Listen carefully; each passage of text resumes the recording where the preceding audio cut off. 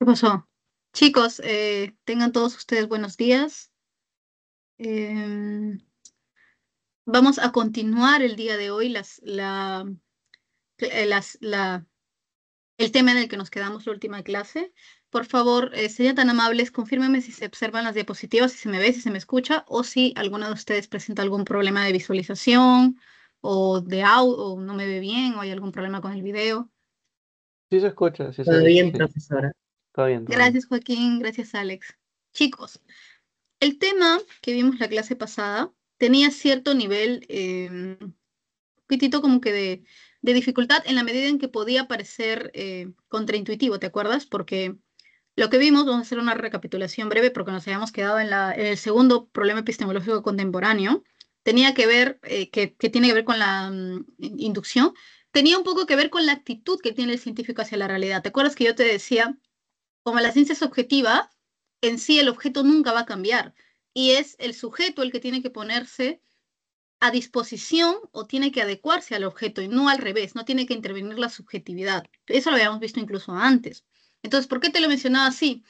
Porque son elementos del conocimiento, pues, y la epistemología es una forma en la cual también el hombre conoce, solamente que va a tener características que no tienen otros tipos de ciencia, de conocimientos. Y tú y yo sabemos que esto es gracias al método científico, ¿no? El método científico es lo que le da a la ciencia el carácter de fiabilidad, casi de incuestionabilidad que por momentos puede tener. Aunque esto también tiene sus peros, ¿te acuerdas? Precisamente el primer problema epistemológico contemporáneo que vimos la clase pasada era el problema de la demarcación. ¿Por qué?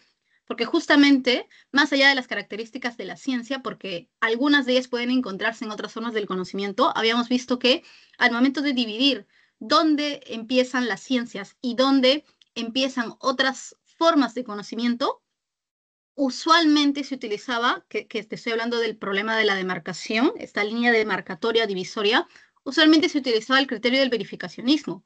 Y vimos que en una primera mirada el verificacionismo podía parecer el método adecuado para dividir, para demarcar la diferencia entre aquello que es ciencia y aquello que no es ciencia, ¿no? Porque claro, tú dices mi teoría es científica porque tú vas a la realidad y la realidad te dice sí, o sea, te verifica, por eso se llama verificacionismo, lo que tú acabas de plantear. Y si bien esto, en una primera instancia, parece tener sentido, porque claro, una teoría que no sea científica, tú vas, la planteas y muy probablemente la respuesta va a ser no o va a ser no adecuada. Entonces tú dices aquellas que pueden ser verificadas mediante la experiencia sensible o sensorial y aquellas que no, se consideran que no son ciencias. Pero en base a esto, Popper, porque esta postura de verificacionismo habíamos visto que lo defiende un círculo de intelectuales epistemólogos, el círculo de Viena, los neopositivistas o los neoempiristas, esta postura, este criterio de demarcación, en realidad nos habíamos dado cuenta de que no era del todo fiable. ¿Por qué? Por dos cuestiones. Una, porque estamos haciendo ciencia, no estamos haciendo religión, no estamos haciendo mística, no estamos haciendo un conocimiento que deba ser intachable por propio criterio, ¿no? La ciencia debe ser crítica. Y número dos, que el que tú, no, en esa misma línea, no puedas pensar en una sola situación en la cual tu teoría se vea en aprietos o tu teoría sea más bien refutada o falseada, entonces tú estás cometiendo un error. ¿En qué sentido? En el sentido de que más pareces religión o más pareces pseudociencia. Precisamente así distinguimos la ciencia de la neurociencia. La ciencia plantea una teoría científica y como teoría científica puede ser que la realidad no solo lo verifique, sino la realidad también tendrías que pensar en una situación posible en la cual la pueda falsear. En cambio, tú muéstrame una pseudociencia y nunca se va a equivocar. Yo te ponía el ejemplo del psicoanálisis, te ponía el ejemplo del marxismo. ¿Por qué? Porque o el tarot. ¿Por qué? Porque estas nunca se van a equivocar. Claro, en un ejemplo como este, que es este que está en la diapositiva ahorita lo estás viendo, es un ejemplo de tipo inductivo, que tú lo observas y dices, un ejemplo de tipo verificacionista inductivo también, tú lo observas y dices, no, está bien. Por qué es científico decir que todos los metales se dilatan con el calor? Ah, porque caliento hierro y se dilata, cobre y se dilata, aluminio y se dilata, y oro y se dilata. Y entonces, como hemos observado que los metales se dilatan, la afirmación está confirmada y por eso lo nuestro es ciencia. Y los otros seguramente no lo van a poder confirmar siempre y por eso no es ciencia. Pero Popper decía, no, más bien las pseudociencias tienen ese defecto, que siempre se salen con la suya, que siempre, de alguna o de otra forma, en realidad fuerzan, logran llegar al resultado esperado, ¿no? Entonces tú vas, yo te ponía el ejemplo, ¿no? Por ejemplo, ¿no? Con un psicoanalista y le dices, no, yo me he quedado traumado, ¿no? El otro día había una persona que caminaba por ahí y otra se estaba ahogando y la persona podría haberla ayudado y la dejó morir. Y el psicoanalista te va a decir, no, es que tiene muchos traumas, ¿no? En el subconsciente. Y luego le dices, pero, otra vez vi a la misma persona y salvó, esta vez sí, de morirse a otra persona, ya no a X, sino a Y.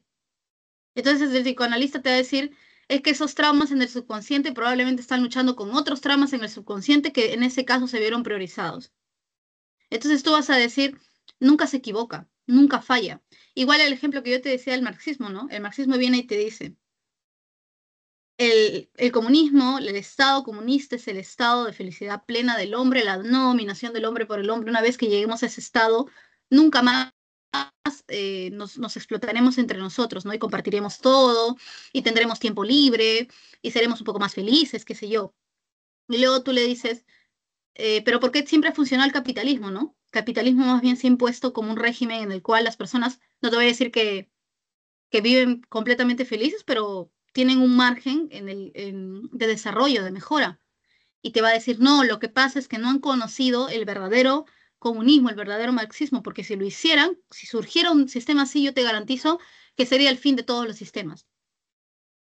Claro, tú podrías darle otras críticas, ¿no? Y en la idea todo es perfecto, siempre, siempre, lo ideal, ¿no? Igual el capitalismo en la idea es perfecto, ¿no? Ya, pero puede ser que tengas razón. Y ahora, ¿cómo me respondes con el caso de China o con el caso de la Unión Soviética o con el caso de Corea del Norte? Ahí, ¿cómo me respondes? Se han sido gobiernos comunistas. Bueno, China al final hasta tuvo que abandonar el comunismo de salida, ¿no? De cara al mundo, porque realmente no iba a poder vivir así. Es capitalista en el ámbito internacional, China. Su modelo económico tiende más al capitalismo, al menos de fuera. Y Corea del Norte creo que la gente no es feliz. Y no, y te va a decir, no, en el caso de China es por presión del capitalismo, ¿no? Porque así es el mundo. En el caso de Corea del Norte es que el individuo que los gobierna encima es un individuo de dudosa moral. Y tú le dirías, ya, pero ¿y cómo me hablas acerca de la Unión Soviética, donde el comunismo sí se instauró, después de muchas matanzas y asesinatos? Sí se instauró. ¿Por qué se abandonó? Entonces el marxismo te diría, ¿no? El que cree en esta corriente te diría, no, lo que sucede es que no ha sido el verdadero, el real comunismo, el real marxismo. Entonces tú le dirías, no, igual con el capitalismo, este no es el real capitalismo, este es el capitalismo en la práctica, en teoría es hermoso. Entonces, nunca se equivoca el comunista, nunca se equivoca el psicoanalítico, el tarot tampoco nunca se equivoca, porque tú vas y le preguntas algo y te dice, si yo veo que acá tienes un problema que no te deja dormir, realmente es un problema muy fuerte. Claro, tú te tendrías que poner a pensar, ¿no? Claro que es un problema que no me deja dormir. Para estar haciéndolas de loco o venir a preguntar a un tarotista, ya es mi último recurso, estoy desesperada o desesperado. Y te va a decir cosas tan generales que en realidad nunca se va a equivocar. Entonces, bajo este criterio, el verificacionismo en realidad plantea muchos problemas. Hay pseudociencias o incluso conocimientos ya de plano así no científicos que tú vas a la realidad y la realidad parece verificártelos. Entonces, realmente esto no es el criterio adecuado, no, no es el criterio que realmente logra filtrar, logra dividir aquello que es ciencia de aquello que no es ciencia. De hecho, existe la posibilidad de que caigas a un conocimiento que no es para nada científico, pero la realidad, entre comillas, siempre te lo verifica, o sea, siempre te dice que sí. Entonces, Popper, contra este criterio planteado por el Círculo de Viena, el neopositivismo o el neopirismo, va a plantear el refutacionismo versacionismo. Bajo esta idea, lo que cambia siempre es la actitud del científico, chicos, como te dije al inicio, la realidad nunca cambia. Bajo esta idea, más bien una teoría científica es aquella en la cual tú te puedes imaginar en qué situaciones podría no cumplirse. Por eso viene el refutacionismo, falsacionismo. La planteas, el científico plantea una teoría refutacionista, falsacionista, con la idea de que podrían surgir condiciones o situaciones en las cuales no se dé esta teoría, no se cumpla la teoría. En cambio, esas teorías científicas que ni siquiera puedes contemplar cuando no se cumplan, así como la religión, que no puede ser que no llegue a abarcar todo ámbito de la vida, supuestamente, ¿no? Entonces, cuando tú estás ante este tipo de teorías, que nunca se equivocan, que nunca fallan, más bien ahí te das cuenta que no son científicas, pues. Ejemplo, el argumento religioso que también te lo mencioné, ¿no? Dios es perfecto y Dios es bueno. Entonces tú vas y le dices, si Dios es perfecto, ¿por qué somos imperfectos? Y si Dios es bueno, ¿por qué existe el mal en este mundo? Y entonces va el religioso y te dice, no es que nosotros, al ser imperfectos, contaminemos a Dios que es perfecto, porque por un lado está Él y por otro lado está el mundo. Igual eso trae problemas, pero en fin. Y no es que Dios sea malo solo porque el mundo es malo. Elegimos hacer el mal porque nos ha dado libre albedrío, pero incluso haciendo el mal no logramos ir en contra de sus planes, porque Él determina el curso de la vida humana, ¿no? El providencialismo. Entonces nunca se va a equivocar. Popper dice, no, el científico plantea una teoría y se imagina en qué caso o en qué situación podría no darse esta teoría. Y más bien, así es una teoría científica. De hecho, los científicos buscan los llamados contraejemplos. Buscan casos donde hipotéticamente o realmente, en el mejor de las situaciones, la teoría no se cumpla. Entonces, obviamente, la actitud es diferente, porque si yo como científico planteo una teoría y tengo muy presente que la teoría puede haber un momento en el que no se cumpla, me quedo salvado, pues, porque justamente si surge algún contraejemplo, eso es lo que pretendía. Y no solamente eso es lo que me pretendía, sino que mi teoría, como era una teoría que no estaba ahí hecha para ser incuestionable, sino que podía aceptar un contraejemplo, mi teoría puede modificarse, puede reformularse, puede añadir excepciones o incluso puede cambiarse, ¿no? Pero bajo otro criterio, no el criterio de me muero, esta teoría falló y por eso no es científica. De hecho, las teorías científicas pueden fallar, pero siguen siendo teorías científicas. Más bien las teorías científicas no fallan, como el ejemplo también que yo te di la vez pasada. Si yo te digo, por un lado, teoría, hay fantasmas en la luna, y por otro lado, otra teoría, ¿no? Hay agua en la luna. Puede ser que en ambas, puede ser que en una de estas me equivoque, y en la que puede ser que me equivoque es científica. ¿Cuál? Hay agua en la luna. ¿Por qué es teoría científica? Porque voy a ir a la luna y puede ser que sí encuentre agua, pero también puede ser que no encuentre agua. Por eso es teoría científica. En cambio, si yo te digo hay fantasmas en la luna, no puedo determinar, de hecho, que no hayan fantasmas en la luna una vez que lo planteé. ¿Por qué, profesora? Porque ¿cómo verifico si hay o no hay fantasmas en la luna? Entonces, si viene alguien y me dice, hay fantasmas en la luna, ¿sabes qué me va a llevar? Me va a llevar unos videntes, me va a llevar una bolita mágica, me va a llevar un detector de espectros, yo qué sé, y van a decirme algo tan general que va a resultar que sí hay fantasma, porque uno me va a decir si hay, y el otro me va a decir, el otro vidente, ¿no? Puede ser que haya, porque siento energías muy pesadas, energías que no se deberían sentir en un ambiente completamente vacío, y son más de la que las personas que dicen haber venido a la luna, ¿no? Entonces cabe una gran posibilidad, pero nunca se van a equivocar. En cambio, así no encontremos agua en la luna, era teoría científica que hay agua en la luna porque podía ser verificado, pero también, y aquí es donde es refutacionista o falsacionista, podía ser refutado, podía darse el caso de que no. Y si te plantean que hay la teoría de que hay agua en la luna y resulta que no hay agua en la luna, ya, esa teoría científica ha sido refutada o falseada, pero sí era teoría científica. En cambio, por definición, si tú no puedes falsear algo, no es teoría científica. Y esto lo habíamos visto en la clase pasada, ¿no? Ejemplo, la afirmación todos los metales se dilatan con el calor, que fue la que llegó el verificacionista porque calentó varios metales y todos se dilataban.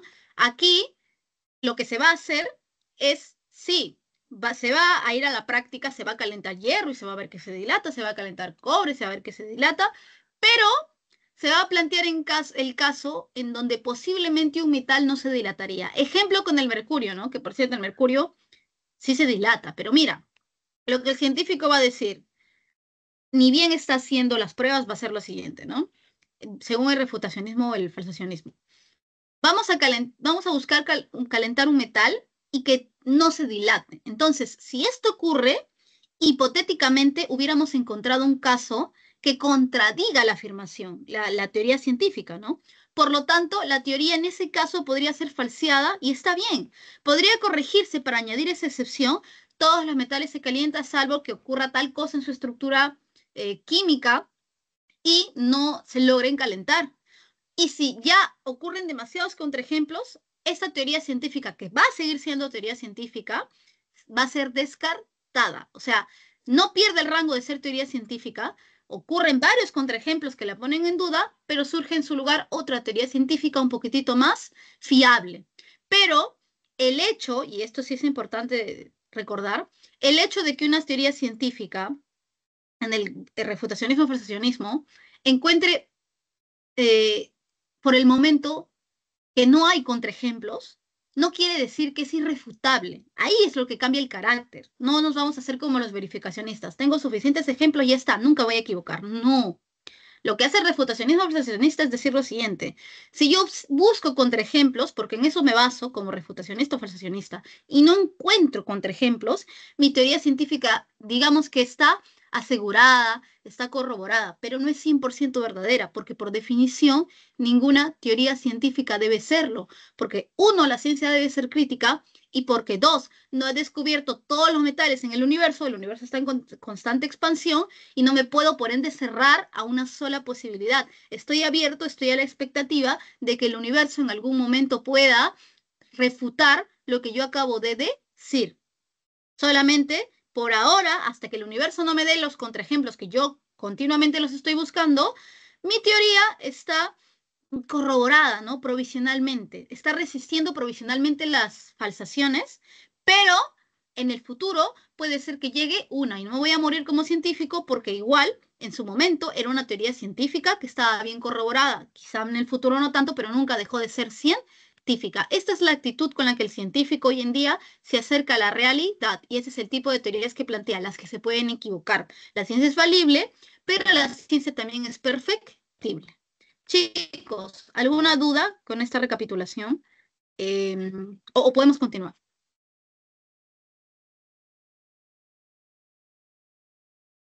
Marcelo dice todo bien. Yasuri también dice todo bien. Gracias, chicos. Vamos a continuar. Cuando la clase pasada iniciamos con el refutacionismo o falsacionismo, yo me acuerdo que justamente les planteaba el problema de la inducción, porque nosotros, cuando hemos visto lógica y sobre todo teoría de la argumentación, nosotros hemos visto que hay dos tipos de argumentos: los argumentos inductivos y los argumentos deductivos. Y habíamos dado ejemplos, ¿te acuerdas? Un ejemplo de argumento inductivo era, María es mujer y es empática. Julia es mujer y es empática. Stephanie es mujer y es empática. Ya, yo no puedo concluir en base a esos casos particulares que cualquier otra mujer que no conozca, ¿no? Que la estoy viendo por ahí. Rosa es mujer y por lo tanto necesariamente es empática, porque en los argumentos inductivos tú tienes premisas que son verdaderas, pero como son premisas particulares, la verdad de ellas no se transfiere con carácter de necesidad a la conclusión. En cambio, en un argumento de tipo deductivo, yo tengo premisas verdaderas y la verdad sí se va a transferir con carácter de necesidad. ¿Por qué? Y acá yo te decía un tip, ¿no? Porque hay un argumento, una premisa que es de tipo universal o es general, ¿no? Esa es la diferencia. Si yo te digo, todos los letrados son cultos, ahí está el universal. No importa qué letrado sea, cámbiale el nombre al letrado, ponle un nombre, ponle el nombre de cualquier persona letrada, va a ser culta. Entonces, si yo te digo todos los letrados son cultos, María es letrada, por lo tanto, María es culta. Y yo te había dado un tip, ¿no?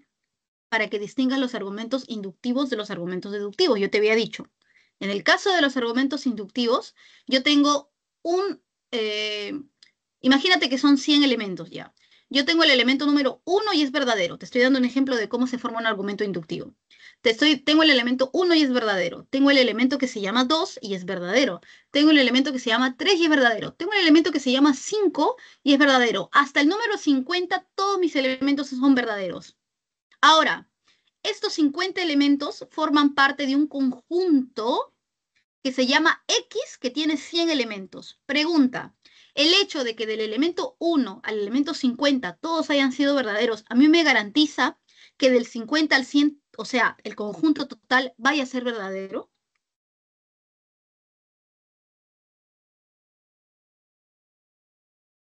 No.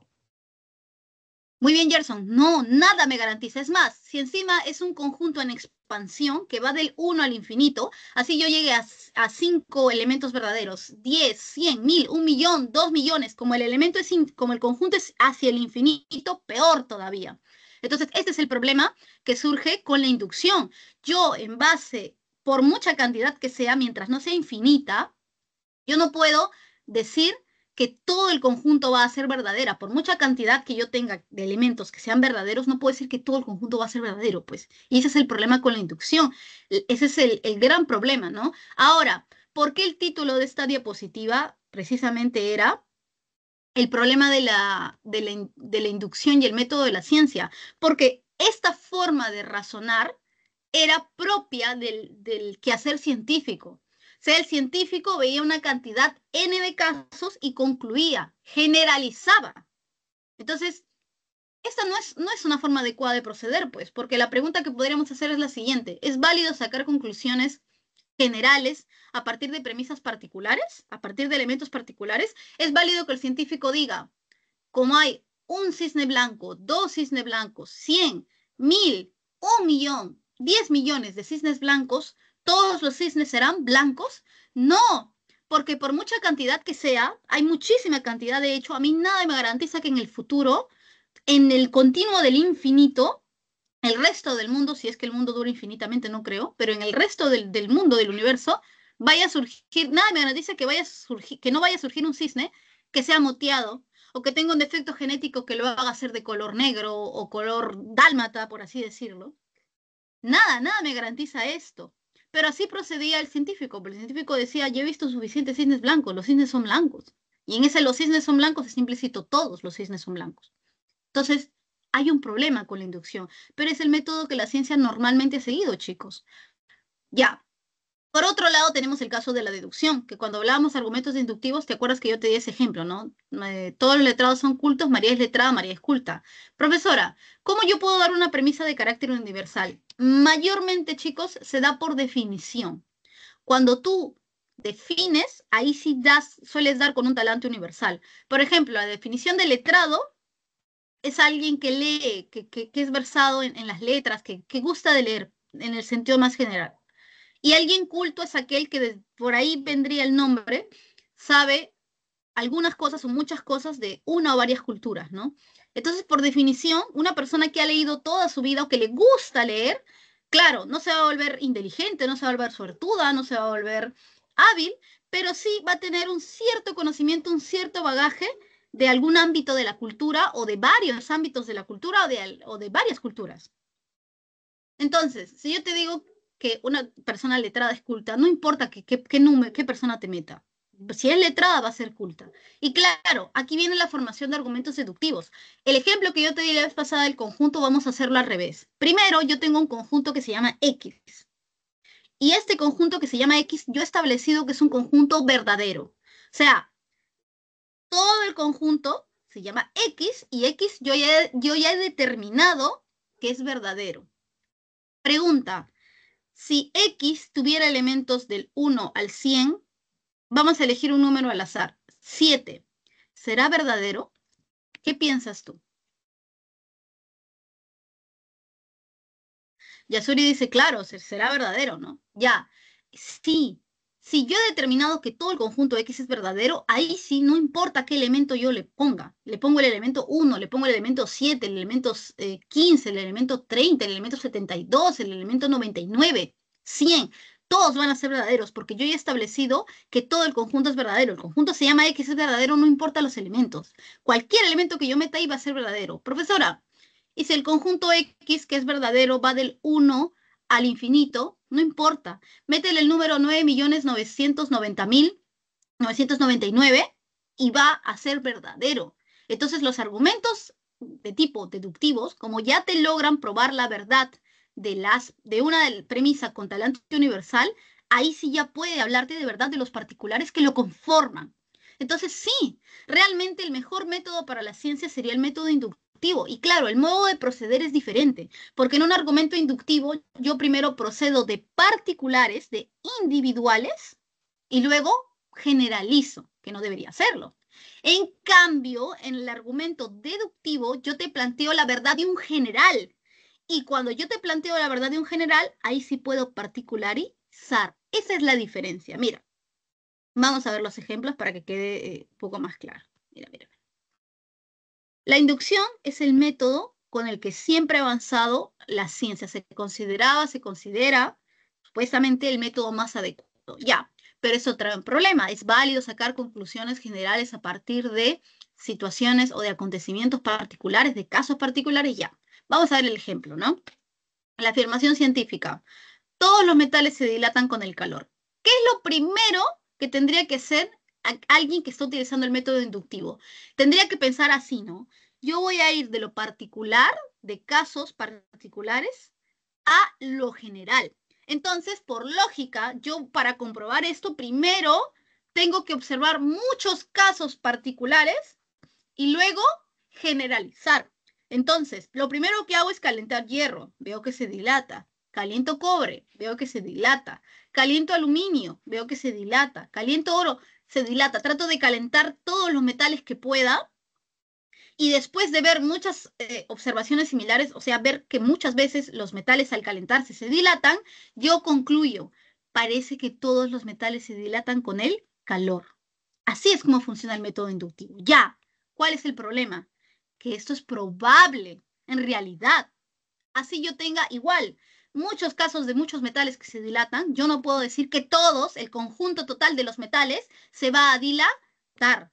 Siempre podría aparecer un solo metal que porque requiere calentarse a demasiada temperatura alta, más bien en lugar de expandirse, de dilatarse, se contraen sus componentes, entonces ahí yo podría estar en un aprieto. Pero mira, como yo he ido de lo particular a lo general, en realidad la teoría, que es general, parece que todos los metales se dilatan.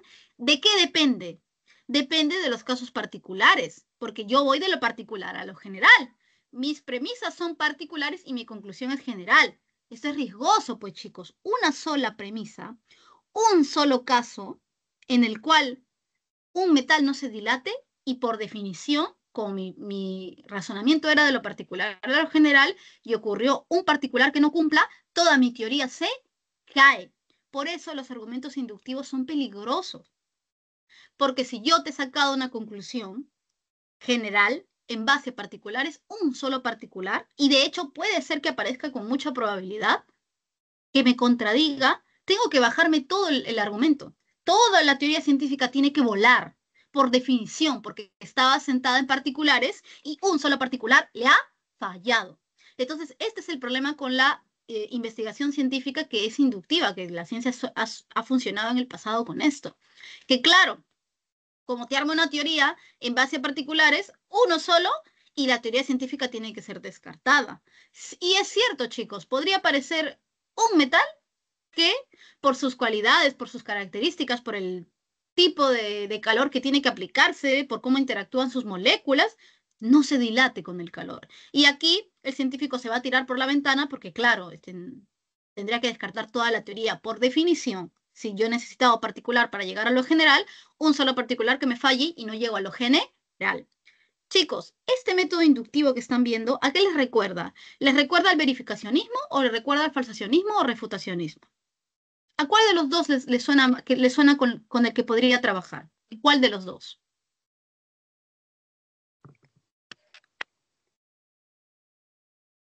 Digan nomás, chicos, sin miedo, igual se los voy a explicar. ¿Al primero? Muy bien, Marcelo. Yo sé que Gerson por ahí también quería decirlo. Claro, porque el inductivista, por definición, como quiere ir de lo particular a lo general, necesita observar casos y que los casos verifiquen en el ámbito particular, o sea, cada caso verifique lo que está planteando para después poder generalizar exacto.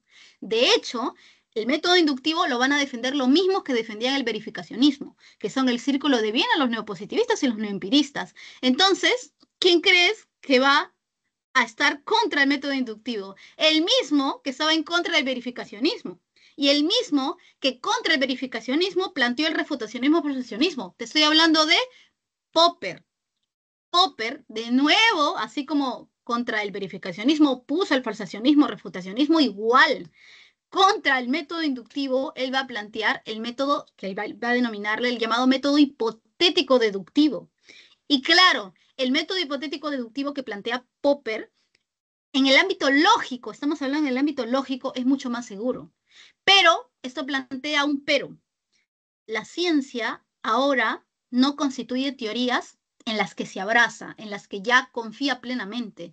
Las tiene de manera provisional porque así era el refutacionismo-persuasionismo, sí, así como el método inductivo funcionaba con el verificacionismo, el método hipotético-deductivo funciona con el refutacionismo-persuasionismo, entonces yo voy a ir, como es el método deductivo, de lo general a lo particular, pero siempre voy a tener en cuenta que como yo te he planteado algo de forma general, cuando yo vaya a los casos particulares, voy a buscar ¿qué? ¿Que los casos lo verifiquen? No, no, no, yo no soy verificacionista. Voy a buscar, como diría el refutacionismo-persuasionismo, que después de haber planteado una teoría general, más bien en los casos particulares pueda surgir uno que me la refute, porque el método hipotético deductivo dice, mira, los enunciados de tipo observacionales, que el método inductivo utilizaba como base para después generalizar, nosotros vamos a usarlos para lo contrario. Yo te voy a plantear primero una teoría y esta teoría voy a buscar que tenga el carácter de general y luego voy a buscar casos particulares observacionales. Yo ya no inicio con ellos, ellos vienen después de que yo he planteado la teoría. Yo voy a buscar que estos casos observacionales particulares más bien me refuten lo que yo acabo de decir. Entonces, claro, no es como antes que yo para plantear la teoría de que todos los metales se dilatan con el calor, primero tenía que haber calentado hierro y que se dilatara, tenía que haber calentado cobre y que se dilatara, aluminio y que se dilatara, oro, varios metales y que se dilataran, y después podía decir, allá, como la experiencia verificó, por eso trabaja con el verificacionismo, el método inductivo, entonces ahora puedo decir con cierta seguridad que todos los metales se dilatan con el calor. No, no, no, no, no. Al revés. Primero te planteo un enunciado de carácter general y después voy a los casos particulares observables. Después ya caliento oro, después ya caliento aluminio, después ya caliento, ¿qué otro? Mercurio. Y observo, más bien buscando un caso que sea un contraejemplo, que por medio del cual yo intente refutar mi teoría, no más bien para que me la verifique, porque el método hipotético deductivo de Popper trabaja con el refutacionismo persuasionismo. Entonces, mira, yo planteo primero una proposición de carácter general y voy a los casos particulares después buscando contraejemplos. ¿Esto qué quiere decir? Como dice ahí, la ciencia como búsqueda sin término. Todas las explicaciones científicas o todas las teorías científicas dentro de este marco que es al mismo tiempo refutacionista o falsacionista y también hipotético deductivo en la teoría, en el aspecto lógico, va a considerarse, estas teorías van a considerarse incompletas. Va a considerarse que están abiertas a ser cuestionadas y corregidas. Es posible que surja un contraejemplo, no que las derrumbe, sino que nos sirva para cuestionarlas, para corregirlas si es el caso, salvarlas con excepciones si es el caso, o desecharlas, pero poder avanzar. Esa es la diferencia, es un cambio de actitud. Claro, ¿por qué esto es importante? Porque te acuerdas que te había dicho que en el método inductivo, un solo caso en el cual la experiencia no lo verificaba y se derrumbara todo. No, acá, como se afirma primero lo general, un caso, lo general no es que dependa de lo particular. En el método inductivo yo hago que dependa, porque yo establezco casos particulares y digo, luego a partir de estos casos particulares surge mi enunciado general. Entonces ahí sí el enunciado general por cómo yo lo he construido, depende de los particulares. En cambio, en el método hipotético deductivo, como yo voy de lo general a lo general va a mantenerse firme. Pueden haber excepciones en los casos particulares, pero ya no dependen de ello. Profesora, ¿y entonces cómo una teoría científica es descartada? Cuando aparecen tantos contraejemplos particulares que ya lo general no puede sostenerse, pero usualmente se contempla. Mira, para que te quede claro, te voy a dar un ejemplo.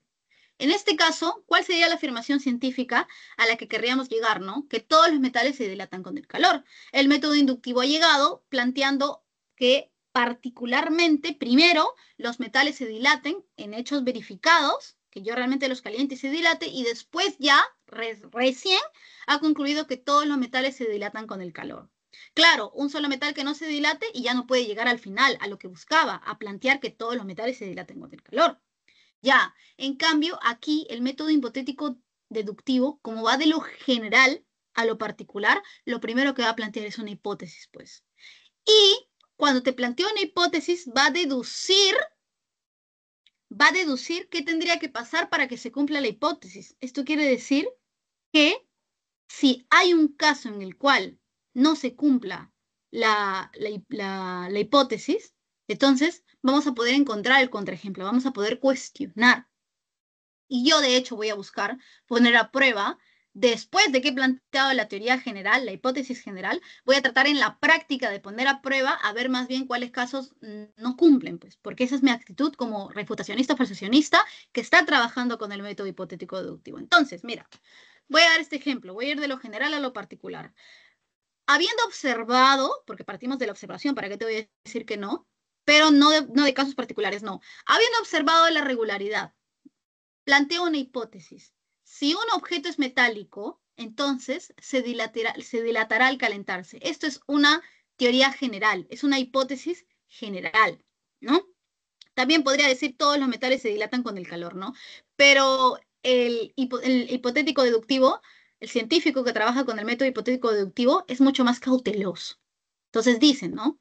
Habiendo observado que esto pasa, si un objeto es metálico, entonces se dilatará al calentarse. Y obviamente, si un objeto es metálico, entonces se dilatará al calentarse, ¿no? Cámbiale el nombre que quieras.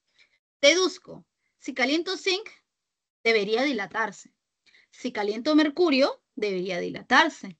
Ahora, recién ahí busco los particulares, porque lo general ya lo planteé en el número 1 y deduje qué va a pasar en el paso número 2. Ahora realizo la contrastación, o sea, experimento. Acuérdate que la ciencia tiene que experimentar, ¿no? Entonces, caliento zinc y se dilata, caliento oro y se dilata, caliento aluminio y se dilata. Imagínate que hipotéticamente calentara mercurio y no se dilatara. Eso es lo que estoy buscando. Por eso mi teoría era científica. Podía darse el caso de que todos se dilataran y podía decir, bueno, mi teoría ha sido corroborada, pero sigo buscando el contraejemplo, pero imagínate que hipotéticamente voy y lo encuentro. Encuentro que el mercurio en teoría no se dilata.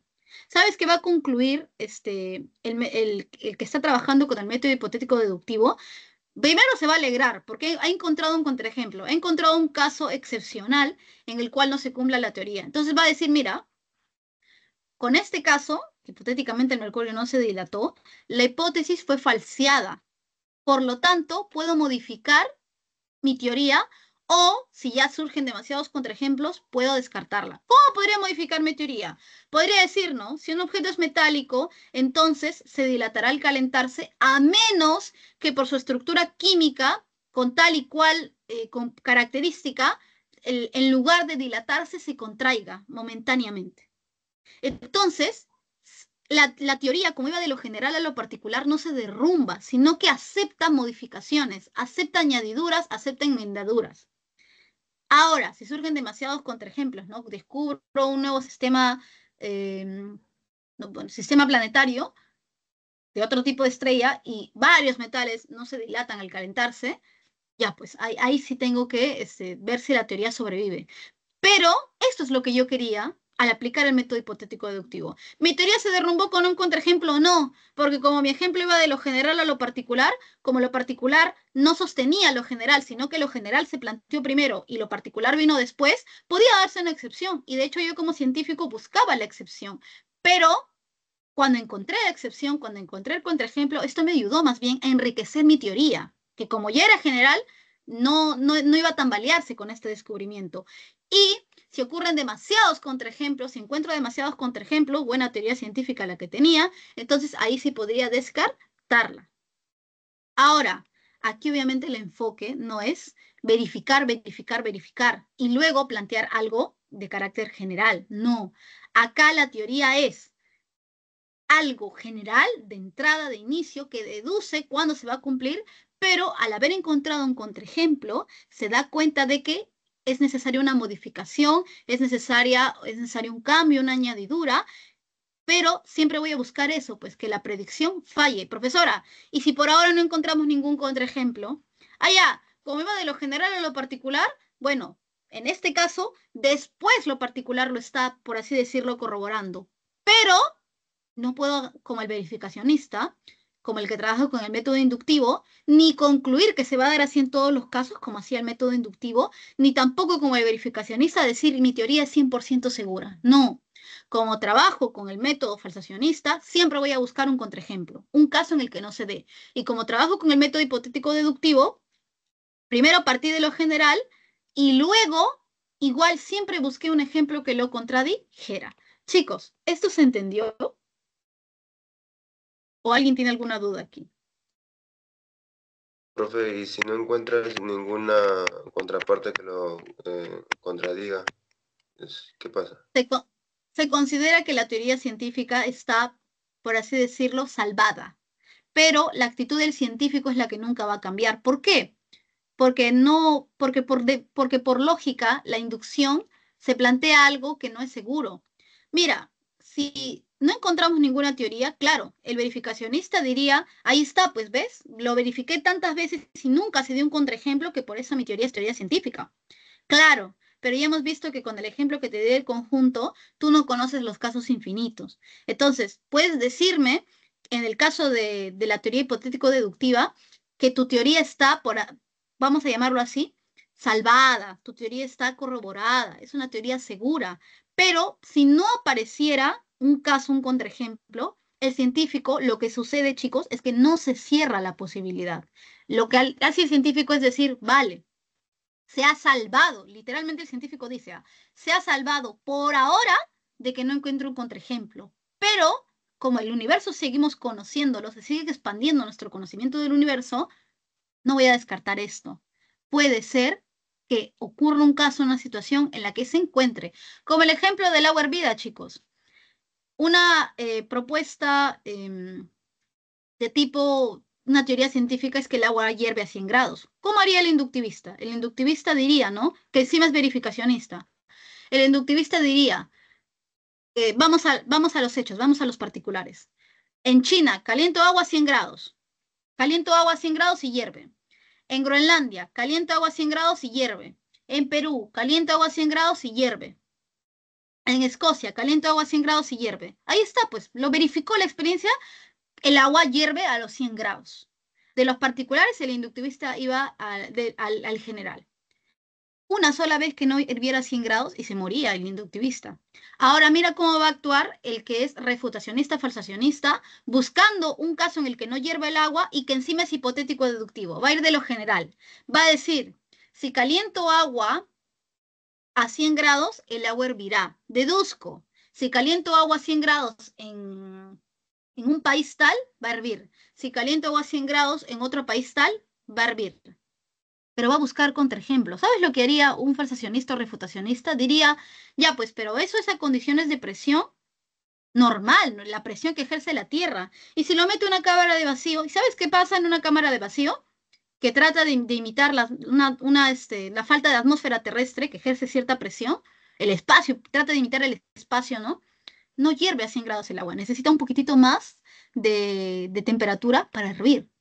Ahí está, pues, dice el refutacionista o falsacionista. El agua hierve a 100 grados a presión atmosférica, pero el agua no hierve a 100 grados a presión atmosférica. La teoría científica de que el agua hierve a 100 grados a presión atmosférica sigue siendo teoría científica, pero mira, va a tener excepciones. Profesora, ¿y si metían el agua a una cámara de vacío que trataba de imitar las condiciones del espacio y el agua también hervía a 100 grados? Lo que tú estás diciendo, ¿no? No encontré un contraejemplo, pero el científico va a seguir probando y va a seguir probando y va a seguir probando cuando no se cumpla la teoría, que partió de lo general y ahora en los casos particulares no está buscando verificarse, está buscando refutarse o falsearse.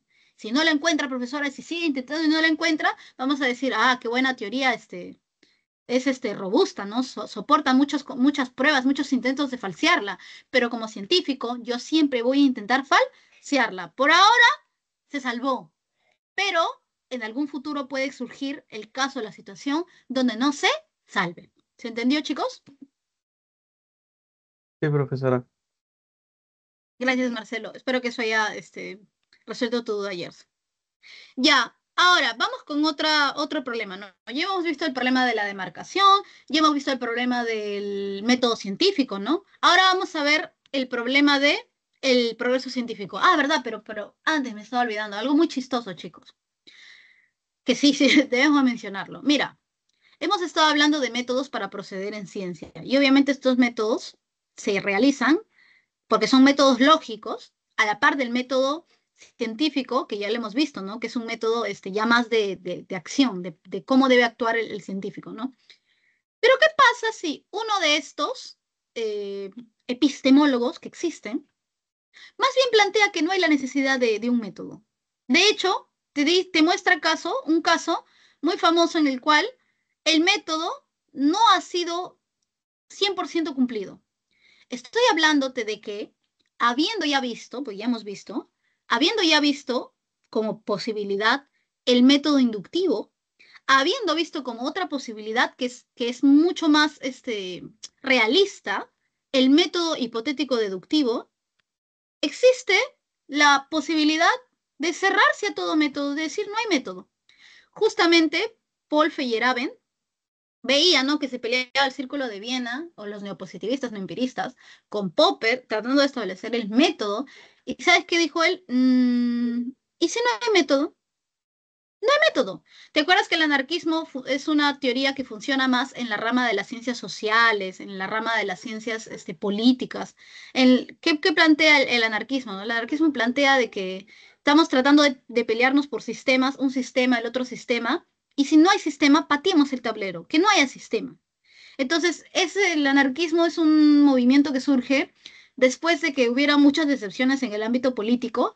Se plantearon la idea de que al final ningún sistema es realmente adecuado para solucionar problemas. Entonces, no hay que vivir sin sistema, hay que vivir de manera libre, sin atarse a ningún sistema. Y claro, tú me dirás, en el ámbito político puede ser, en el ámbito social también puede ser, pero y en el ámbito científico, Feyerabend dice también, yo voy a patear el tablero de la ciencia. ¿Qué quiere decir? Que en lugar de irme para un lado, para un método o para el otro, o inventar mi propio método, voy a decir, no hay método. Y si no hay método, por definición no hay progreso, porque se supone que el método científico guía hacia el progreso. Ya, pero no hay, no existe. Para mí, dice Feyerabend, no hay método en la investigación científica.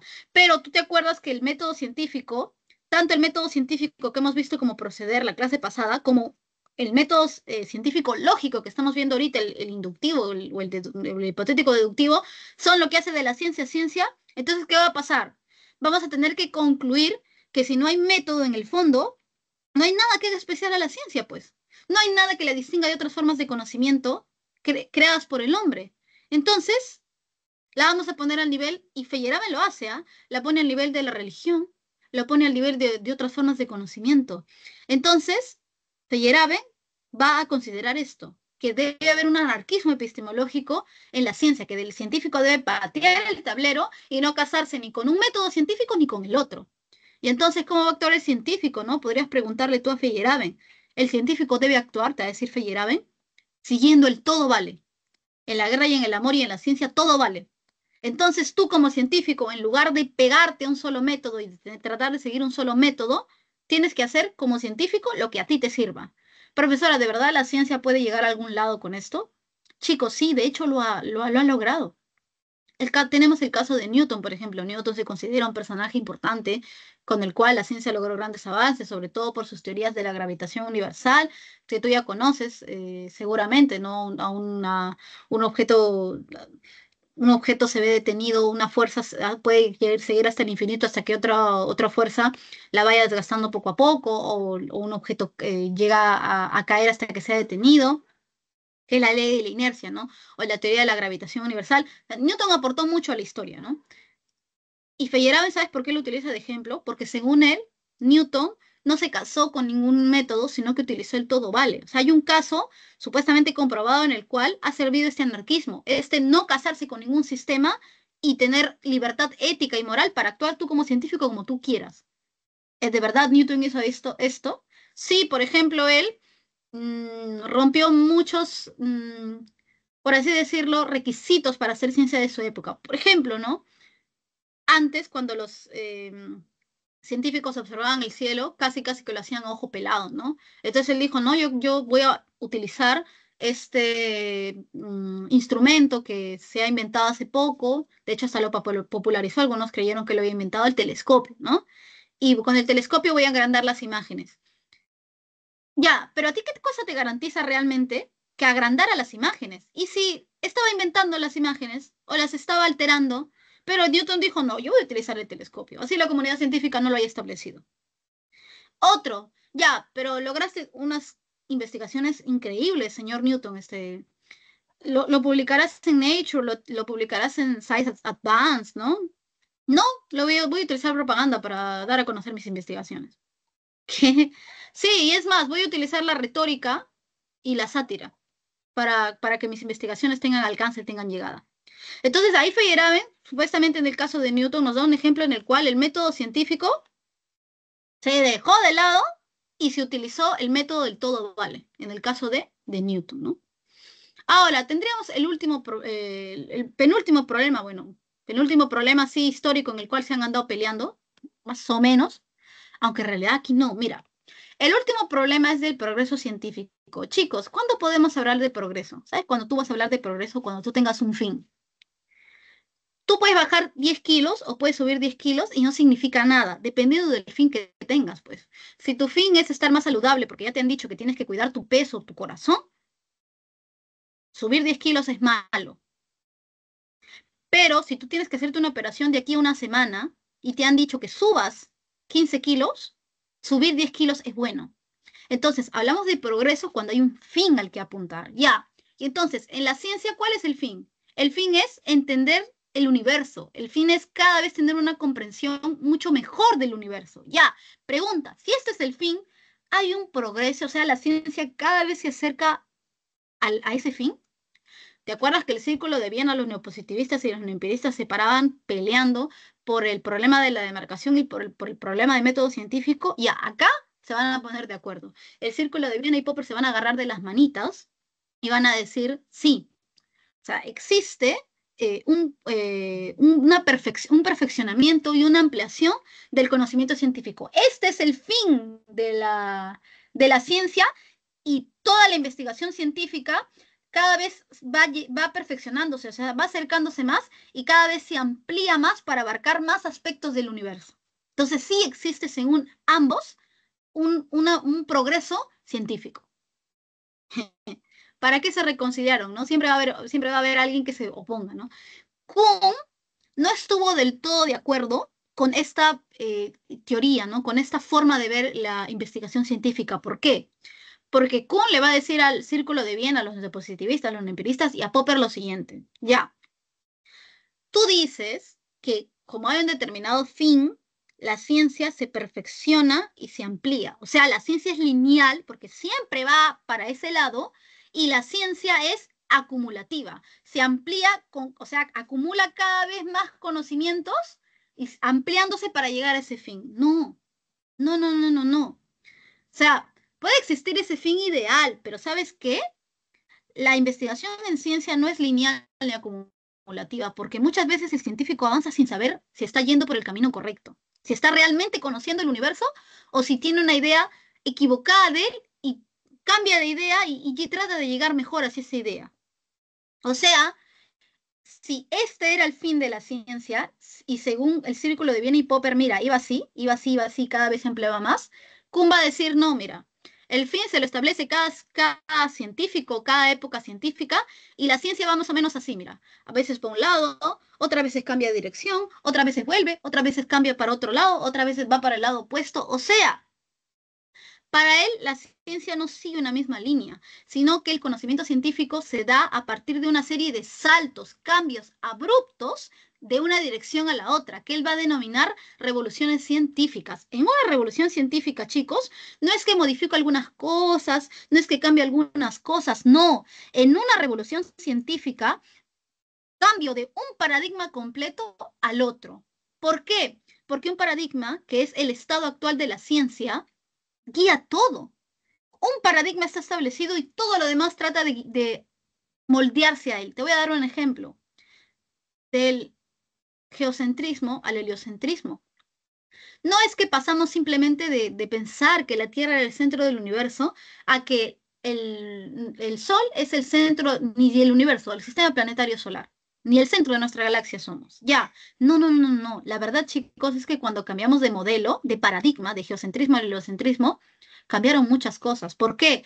Porque la cosmología, la cosmología, la astronomía, la geografía, la comprensión de ciertos fenómenos del universo se amoldaban al modelo geocéntrico, trataban de no contradecirlo. Entonces, cuando cambiamos de modelo al heliocentrismo, realmente, chicos, no solamente pusimos al Sol el centro del universo, cambiaron las teorías geográficas, cambiaron las teorías geológicas, cambiaron las teorías cosmológicas, cambiaron las teorías astronómicas. Entonces, no es que simplemente unas cositas las modificamos para seguir llegando al fin, no. Es que hicimos de acá, nos fuimos para acá. Y claro, así es como funciona para él los cambios en la ciencia, porque hay cambios abruptos, se llama revoluciones científicas. ¿Qué es lo que ocurre? Si observan aquí la diapositiva, verán que el lado de la derecha está un paradigma normalizado. Por ejemplo, ¿no? Cuando estaba normalizado el geocentrismo, que la Tierra era el centro del universo. Luego van a surgir anomalías en este sistema y estas anomalías en algún punto van a ser tan insalvables, yo voy a tratar de ayudarlas con todas las teorías de otras ramas, y no lo voy a lograr, que al final surge una crisis del modelo. Esta crisis del modelo va a meritar que haya una revolución, un cambio en el paradigma. Y después de que se dé esta revolución, se instaura un nuevo paradigma, el heliocentrismo, por ejemplo. Y ahora el heliocentrismo se va a normalizar hasta que surjan anomalías que lleven a una crisis del modelo heliocéntrico y quién sabe, tenga que ocurrir una nueva revolución para que se instaure en su lugar otro paradigma. Así es como en realidad funciona la ciencia. Chicos, ¿esta parte se entendió? Sí, profesor. Profe, ¿puedo explicar Gracias, Jersey. algo más? ¿Un poquito más? ¿Cómo? ¿Puede ¿Cómo, cómo? explicarlo un poquito más? ¿Puede explicarlo un poquito más? No entendí muy bien el concepto. Mira, lo que en realidad sucede es que cuando yo estoy en un sistema, no es ese sistema cerrado. Mira, ¿qué implica poner la Tierra en el centro del universo? Si yo pongo la Tierra en el centro del universo, ¿sabes qué significa esto? Significa que todos los planetas tendrían que moverse siguiendo esta teoría, ¿no? Ese es mi paradigma. Ya, realmente si yo pongo la Tierra en el centro del universo, ¿sabes qué es lo que va a pasar? Que no me va a cuadrar el movimiento de los planetas. Entonces, yo voy a crear teorías cosmológicas que traten de explicar por qué los planetas se mueven como se mueven. No, no. Lo que pasa es que el planeta no se mueve en elipse, sino que el planeta se mueve así, en círculo, círculo, a veces se alarga, a veces se acorta, y por eso es que logra salvarse que la Tierra esté en el centro del universo. Ahí tienes un caso en el cual, si yo tengo un paradigma, todo lo demás se acomoda a él. Ahora, en algún punto yo no puedo explicar el movimiento de varios planetas alrededor de la Tierra. Entonces, este paradigma que está normalizado empieza a tener anomalías, o sea, hay cosas que no cuadran. Ya, ¿y sabes qué pasa cuando existen o surgen las anomalías? Que va a haber una crisis del modelo. Ya hay muchos planetas que no se mueven como se deberían mover si la Tierra fuera el centro del universo. Entonces, esto lleva a una crisis del modelo, ya no nos funciona, ya no podemos salvar el geocentrismo, ocurre una revolución. No, se instaura, vamos a luchar. ¿Qué modelo funciona mejor? Cuadra el movimiento de los planetas. Y aquí se cambia de paradigma. Para que todo cuadre, tiene sentido que el Sol es el centro del sistema planetario solar. Y si el Sol es el centro del sistema planetario solar, ya no vamos a plantear que los planetas se mueven en círculos sobre círculos alrededor de la Tierra. Ahora, ¿cómo se van a mover? En elipse, alrededor del Sol. Entonces, gracias a este cambio de paradigma, al normalizarlo, se explican mejor los fenómenos celestes. Pero, ¿qué puede pasar después? Pueden ocurrir anomalías, hayan movimientos de sistemas planetarios enteros que no sigan esta lógica, una crisis del modelo, una revolución y un cambio de paradigma. O sea, todo nuevo paradigma es el que se establece, gracias al cual todo lo demás se explica, va a estar normalizado, como en el caso del geocentrismo, que era lo normal, hasta que surjan anomalías. Una vez que surgen anomalías, las anomalías se intentan solucionar, pero cuando ya no es posible solucionarlas para este paradigma, hay una crisis del modelo y eso lleva a una revolución, a un momento en el cual compiten varios nuevos paradigmas por instaurarse hasta que gana uno, o sea, ocurre el cambio de paradigma, reemplazamos el geocentrismo por el heliocentrismo y se normaliza, pero cuidado. Pueden volver a surgir en este nuevo paradigma, por ejemplo, en el paradigma heliocéntrico, anomalías, una crisis del modelo, una revolución y un nuevo cambio de paradigma que se normalice y al que le pueda ocurrir lo mismo. ¿Se entendió mejor? Sí, Miss. Gracias, hijo. Y bueno, ya para acabar, vamos a ver el tema, ya rapidito nada más, porque esto es sencillo, el tema de los problemas tecnológicos. Chicos, ¿saben lo que critica la filosofía de la ciencia y la tecnología?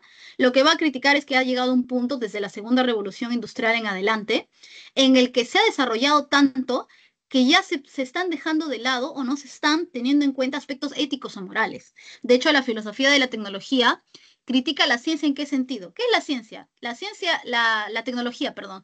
La tecnología es ciencia aplicada. Porque tú sabes que dentro de las funciones de la ciencia está la función de aplicar los conocimientos, las llamadas ciencias aplicadas. Y eso se llama tecnología. La tecnología implica entender cómo funciona algo para más o menos usarlo a tu favor o hackearlo. Ya, pero chicos, el desarrollo hoy en día de la tecnología ha llegado a un punto tal que se pueden modificar embriones, que se pueden hacer inseminaciones artificiales, que se puede implantar un feto de dos padres en un cuerpo ajeno, que se puede matar a millones de personas con un solo artefacto, a distancia. Entonces, la filosofía de la tecnología critica esta cuestión, critica el uso tan avanzado de la tecnología que pueda llegar a ponerse en contra el propio hombre. Puede llegar a ponerse en contra de ideologías negativas, puede ser parte de intereses egoístas o puede generar opresión, como las armas de destrucción masiva, por darte un ejemplo. Entonces, chicos, ya para acabar, la crítica a la tecnología la hace la filosofía de la tecnología contra aspectos éticos o morales que te plantean la posibilidad de que el gran avance tecnológico pueda irse contra el propio hombre. Nada más. Si me hacen acordar, chicos, la siguiente clase recapitulamos esto. Por favor, tómenle capturas. Aquí está a sus claves. Desarrollenlas en casa. Y luego ustedes mismos confirmen que le hayan salido bien. Ustedes saben que las preguntas de ECO tienen este objetivo, ¿no? Que ustedes mismos desarrollen esta comprensión. También hay una página, creo, de comprensión lectora aquí mismo, una aplicación de comprensión lectora aquí mismo en la pre para que puedan practicar esto. Chicos, nos vemos, cuídense mucho y si me hacen acordar, la siguiente clase terminamos de ver esto con algunos ejemplitos más. Nos vemos. Gracias, profesora. Chau. Gracias, Adiós. Marcelo. Chao, Alex, cuídate mucho. Chao, Max. Chao, Yasuri. Chao, Miyuki. Chao, Raúl. Nos vemos. Ay, chao, Yasuri. Qué divina.